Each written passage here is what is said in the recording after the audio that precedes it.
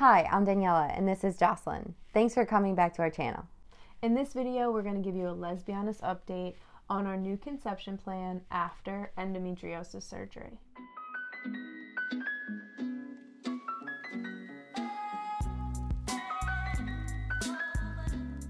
To recap, I had surgery for endometriosis on September 29th, and then we were cleared to resume life as normal in middle of October-ish, and then I was set to ovulate on October 28th.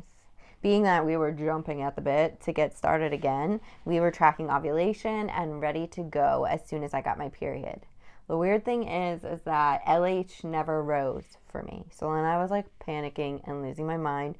I was testing ovulation, testing, and it just never went higher than low. Just remained low the whole time.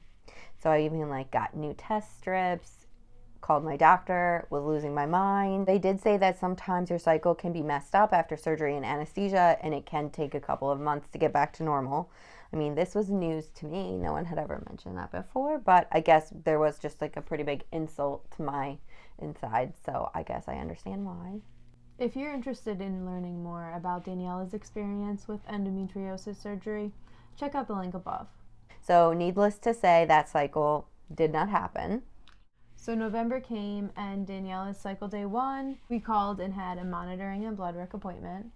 We both got to go, which was really awesome. And while we were there, Daniela got a scan and we wound up both needing blood work. Since it had been so long since our initial treatments with the fertility doctor, that's when they do all your baseline and communicable diseases blood work. They decided we were due for all that stuff again, which was fine, but they set us up to get ready to start the cycle, and then afterwards we're like, oh, we just pulled your blood work, it'll actually take a couple weeks and we won't have it back in time in order to do insemination for this month. Yes, they refused to do the insemination. They refused to do the insemination because they were waiting for blood work to come back to show that we didn't have any communicable diseases. That was pretty frustrating. Especially we know we don't, but whatever, it is what it is. I was upset because I called in advance, once I knew I was scheduled for surgery, and said, okay, I'm having surgery on this date, I'm going to be planning to come back, and they said, you're not due for anything, the only thing you need to do is call for cycle day 1. And that's what I did, and now November is also going to be down the drain. Another frustrating thing about that appointment was there was still an OMA, or cyst, on Daniela's ovary. After that appointment, I was feeling pretty devastated. The time is just passing us by, and I would really like to have, to do a cycle when I have my fresh, clean ovaries, as fresh as they've ever been. Unfortunately, there's no cure for endometriosis, and in many cases, it will grow back over time. So there is an optimal window to try to conceive. Now that we've missed 2 months, December is where we have to try again. Because we are losing so much time, I'm just panicking and want to come up with a serious plan. So we decided to meet with our care team and come up with a plan to be most effective when doing IUI number 6. To learn more about our conception journey up until this point, check out the link above. For those who don't know, IVF is not an option for us, so we want to move forward with an aggressive IUI plan. This involves injectable medications, which are a lot more expensive than oral medication. For all the misfortune we've been having since the surgery, there have been a few silver linings as well. So we got everyone on board with doing an injectable IUI cycle, which is great.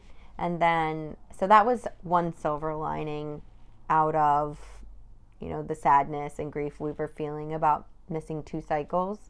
And then another silver lining was we were able to receive donated medications for this injectable IUI, which just was really the icing on top of the cake. Now that we had a plan and we got our medications, we just had to wait.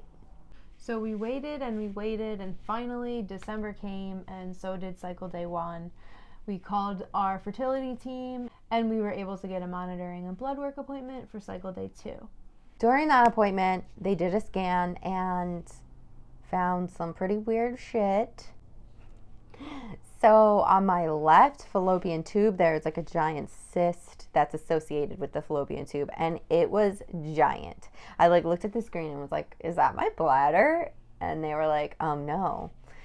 So it's just a giant fluid-filled 68 centimeter by 53 or something like that, which was actually bigger than my bladder at the moment. They did my blood work to make sure there was no estrogen being produced from the cyst, and there was not, so we're safe to proceed. They let me know that it's very common for people to develop cysts in between their cycles, and that there were other people that they even scanned this morning that had the same type of cyst I had, and they're doing okay. So they made me feel confident enough that we can proceed. At that appointment, they also gave me the dosage for my injectable medication, and I was to start Follistim on cycle day 3 in the evening before bed. Remember, we're not medical professionals, so we're not going to talk about exact doses, but if you're interested to learn more about these medications, check with your fertility team. Every evening, starting at cycle day 3, we did our injections, and I went in for monitoring and blood work a couple times throughout that period. The cyst, giant Felicia, still remained, but my eggs were growing nicely, so we're okay to continue. We had also planned a family trip to West Virginia later on in December, and of course, the way timing was aligning itself, it looked like there was a chance that Daniela was going to ovulate the Saturday that we were away. This wasn't just any old trip that we can skip. Jocelyn was actually graduating with her master's degree, so I really wanted to make sure I could be there. Luckily, it turned out everything was going to be okay, and I just had to give an injection to trigger ovulation over the weekend, and then we did our IUI on Monday when we returned home. Since we did our IUI towards the end of December, that puts Christmas and New Year's right in the middle of our 2-week wait. We are hoping for a holiday miracle, but at this time we're not sure what's going on in there.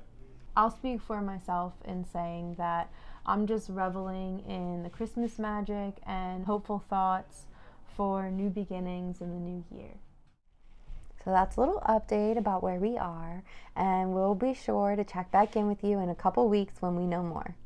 We're wishing you all the best of luck on your own journey to conception. See you soon.